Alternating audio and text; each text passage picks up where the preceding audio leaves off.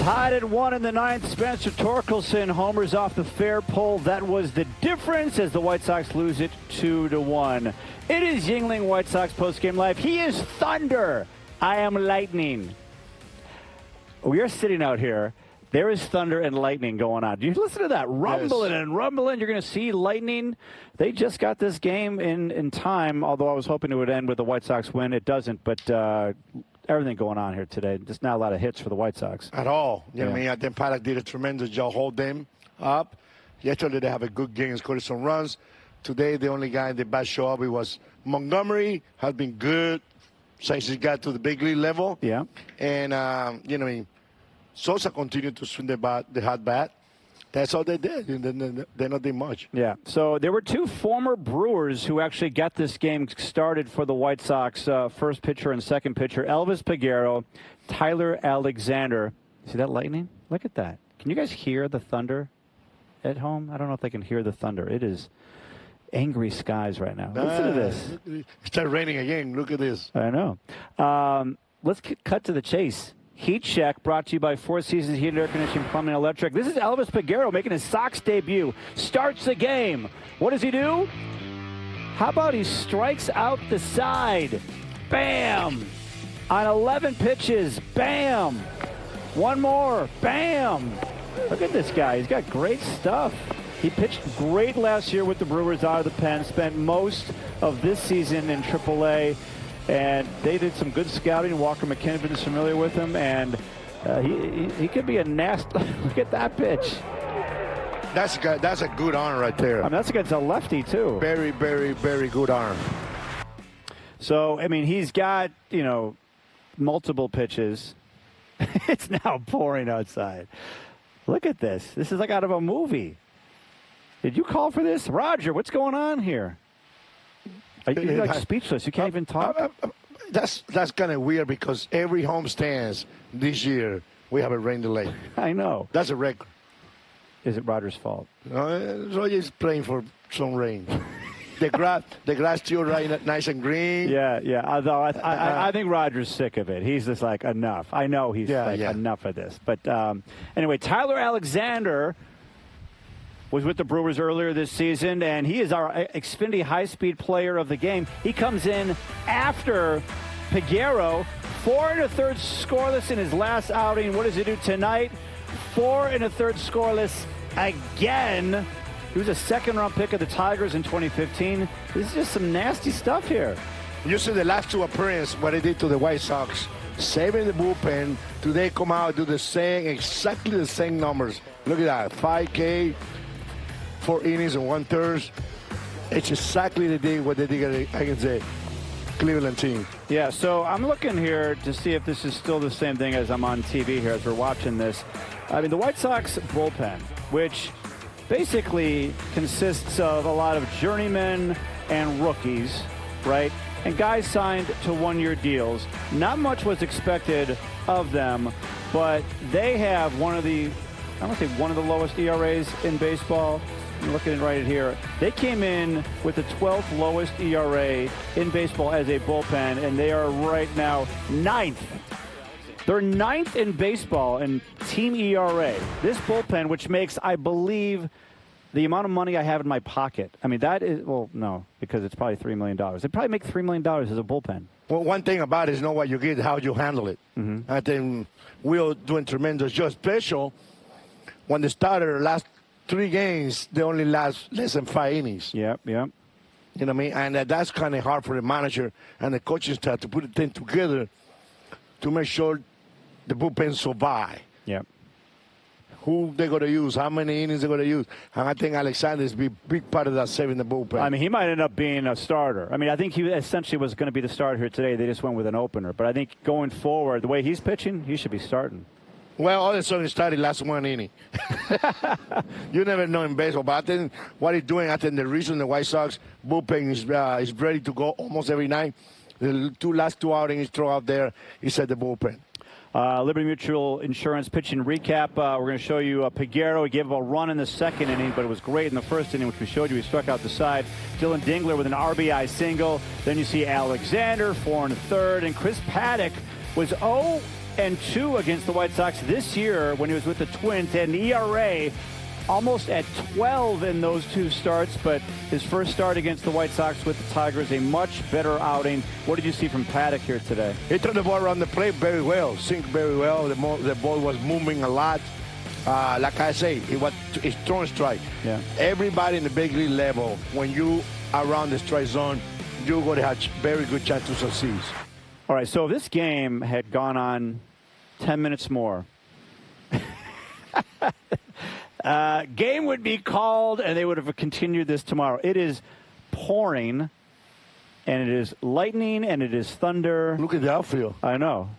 Wow. Oh, the warning track is like flooded right now. So they snuck this in. Roger Bossert. Roger, how did you do this? When he texts me and says, that's what it is. 40-minute rain delay, and we have very small window to continue the game. Look at that. Look at Roger. I mean, well done, Roger. You made your money here today. Roger, you don't do anything. You're the boss. You send another guy to work for you. Okay. Colson Montgomery, meanwhile, I think I got a new nickname for him. There you go. Can you guys hear that? Anthony, can they hear that? All right.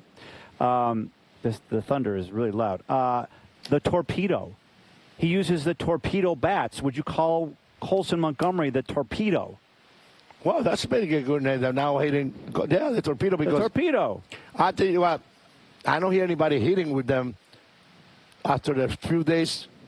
Well, it's not making early. There was a lot of chatter about it in the beginning, but we don't really hear about it now. After that, I don't think anybody uses it. Then there's only one guy, it's him, and working pretty good for him. Well, so here's what happened. He comes up here in the beginning of his career with the White Sox, wasn't using the torpedo, got the torpedo, then the home runs came. Then he ran out of torpedo bats, didn't hit home runs. Yesterday gets the torpedo bats shipment arriving. He homered yesterday, homers again today. I don't think it's a torpedo bat. Obviously, when you will sit in the bag with the one you like the most, when you feel comfortable. But look at the swing. He can swing with my bat. With that, this kid is powerful. That kid going to be, he got to keep the ball right there, keep yourself, get a chance, watch the ball, and he will do it. Now, 𝗵𝗶28 says, tell the higher-ups to rename that section where he hits the ball the Montgomery Ward. The Montgomery Ward.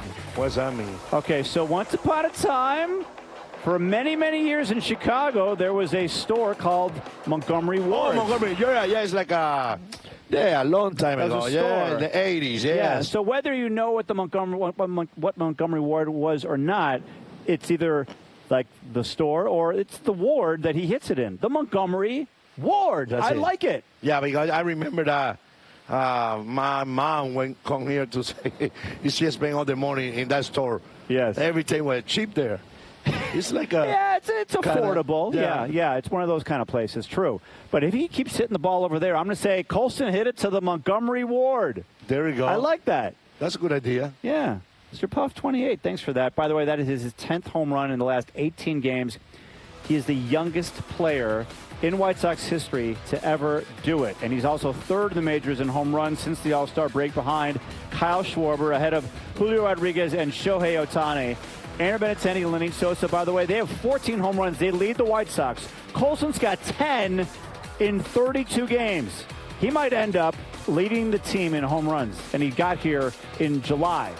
Yeah, it's written about very well, man. Right now, his the bypass to the plate, very good. His eyes on the ball. This has been only few at-bats when he just go a little while, and it don't hit well. But he's seen the ball very good right now. It's when he hit it, he put it a long way. Yes. He hit it very, very long. Meanwhile, the temperature has dropped about, 20 degrees. This is something. I've never done a show like outside with the rain because we're covered here. This is something else here. There's like mist going on over here. But it's raining pretty hard. It's rain, we got thunder, we got lightning. Unfortunately, we also have this top of the ninth inning. It is our Yuengling play of the game. Brandon Eisert on the mound. Spencer Torkelson up. Spencer Torkelson almost hits a foul ball, but it hits off the fair pole. That means it's a home run, his 26th, and the Tigers take the lead 2-1. That is your ball game. There's one thing about it, you know what I mean, when we talked early in the pregame show, how important those games are for the Detroit Tigers. Yeah. You know what I mean, they're not hitting well right now. Today, see the same when they got the big hit. Yeah, they need to, I mean, there's no need because we are still in August, but it would really help them to take 2 of 3 from the White Sox in this series because the Guardians are on their tails, and you want to take advantage of a team that, let's be honest, is in last place. But the White Sox entered today with a slightly better record than the Tigers dating back to June 25th. So the White Sox are playing much better baseball than they were at the start of the year. Yeah, well, you know, obviously, as soon as the All-Star break was over, they show up in town and they start playing great baseball. Look at him. Look at Spencer. He's like, is it fair? Unfortunately for the White Sox, it is.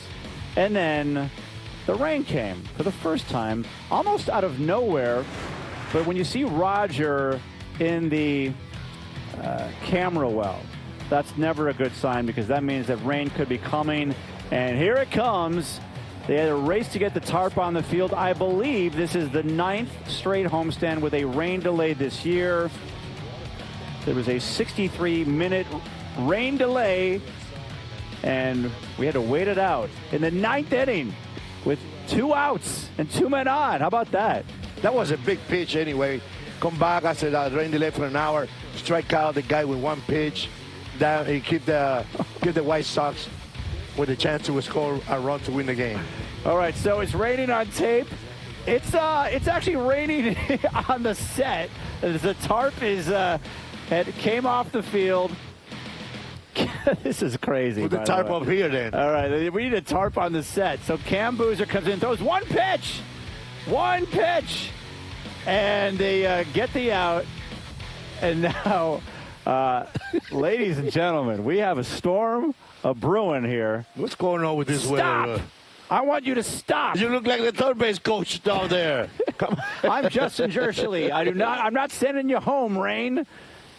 This is something else. The rain is and the wind has made it kind of wet here, but it's just mist. It's just mist. Yeah, nothing. No big deal. We can take it. We're Chicago tough. Going to break here on White Sox Postgame Live.